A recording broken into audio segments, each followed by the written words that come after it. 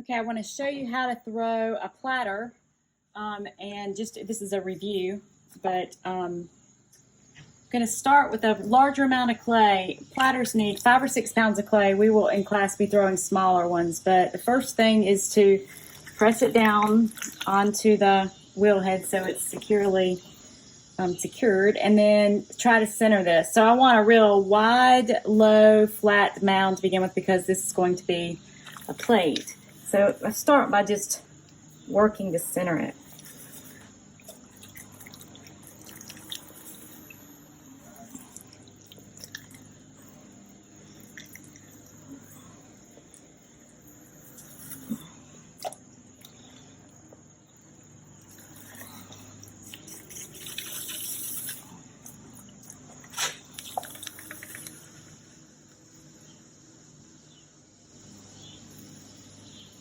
Okay, so I have it close to being centered, wide and low and flat.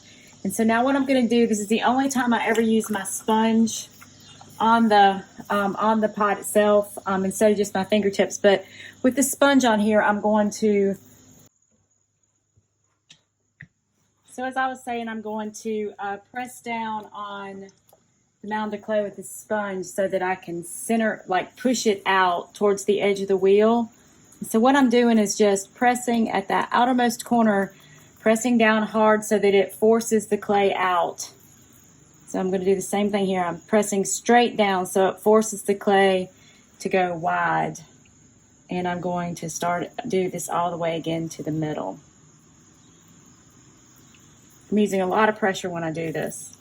So I want the center of a platter to be a little bit thicker because we have to cut it off the bat. So right now it's way thick, like an inch. And so I want to get a little bit more of that clay out to the edge so it can be part of the platter wall. So I'm going to, at this point, push in in the same way that I make at the bottom of a pot, and then pull that in from amount of clay straight out to the edge so that it can become part of a cylinder wall, which we flatten to make a platter.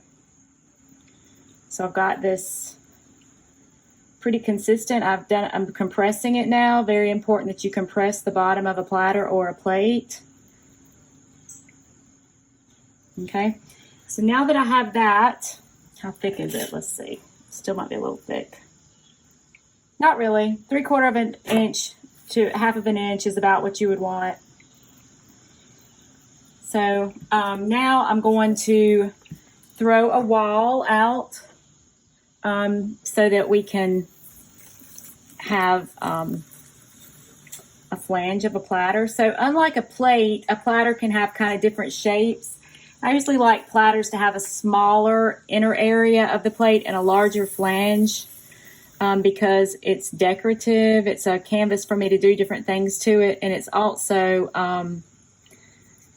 a nice place for a handle. So I'm just going to kind of pull this straight up. I want to keep it thick at the rim so that when I stretch it down into a plate, it will have enough clay out there to do it. But I don't want any excess clay at the bottom. Only what I need. So I'm pushing this out, keeping it kind of thick as I go up. I'm lessening my pressure. It stays a little thick.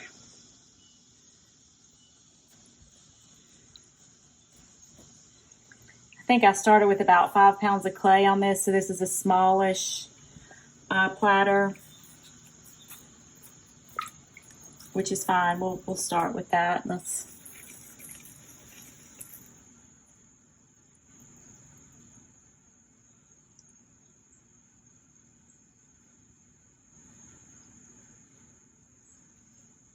Okay, all the way to the top. So I think I've gotten most all the excess clay I have to put into this. I'm gonna maybe go one more time. Let's see. Always analyze your piece to see where there is extra clay. Yeah, I've got a whole lot of clay down there, so I'm gonna do it one more time.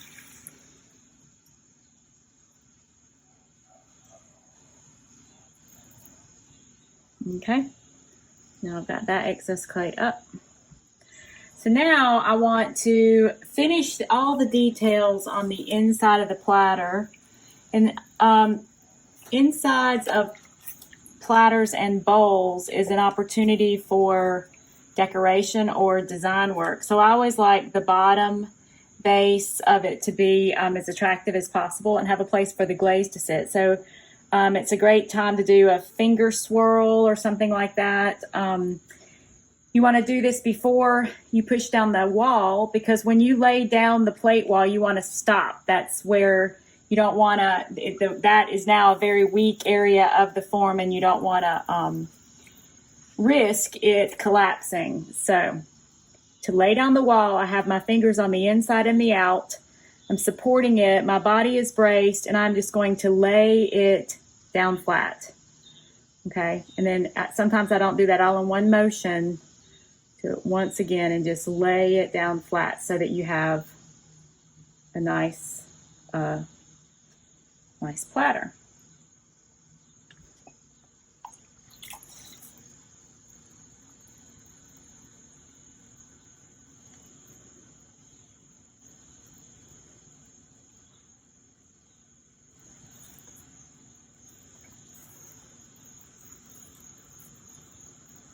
Okay, that's a platter.